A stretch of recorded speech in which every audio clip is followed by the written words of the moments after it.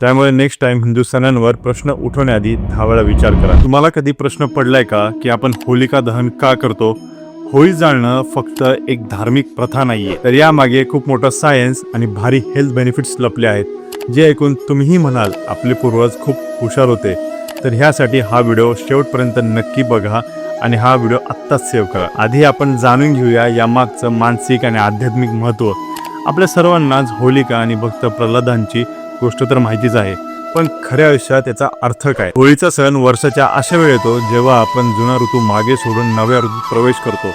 होळीच्या या अग्नीत आपण फक्त लाकूड नाही तर आपला इगो, राग, आळस आणि जुन्या वाईट सवयी जाळून टाकतो। स्वतःला आतून स्वच्छ करून एक नवीन सुरुवात करायची हीच वेळ असते। एक प्रकारे हा आपला मेंटल रिसेट बटन आहे। आता बघूया या मागचं खरं सायन्स।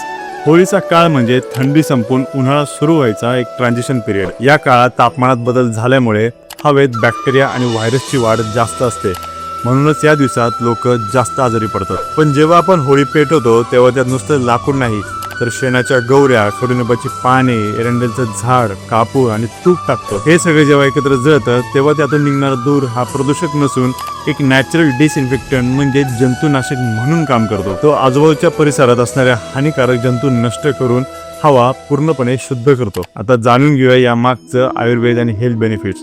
आयुर्वेद सांगतो की हिवाळाभर आपल्या शरीरामध्ये कफ साठून राहतो। वसंत ऋतूत उष्णतेमुळे तो वितळायला लागतो, ज्यामुळे आपल्याला सर्दी, खोकला आणि आळस येतो। जेव्हा आपण होळीच्या अग्नीभोवती प्रदक्षिणा घालतो तेव्हा त्या अग्नीच्या तापमानामुळे शरीराला एक प्रकारची हीट थेरपी मिळते। यामुळे शरीरातला कफ वितळून बाहेर पडतो, शरीरावरचे पोर्स म्हणजे छिद्रे ओपन होतात आणि शरीर नॅचरली आतून डिटॉक्स होतं। आणि होळीच्या दुसऱ्या दिवशी होळी खेळताना आपण जी राख अंगाला आणि तोंडाला लावतो त्यामागेही कारण आहे। ही राख शेण, लाकूड आणि औषधी वनस्पती जळून तयार झालेली असते, त्यामुळे ती अत्यंत अँटीबॅक्टेरियल आणि अँटीफंगल असते।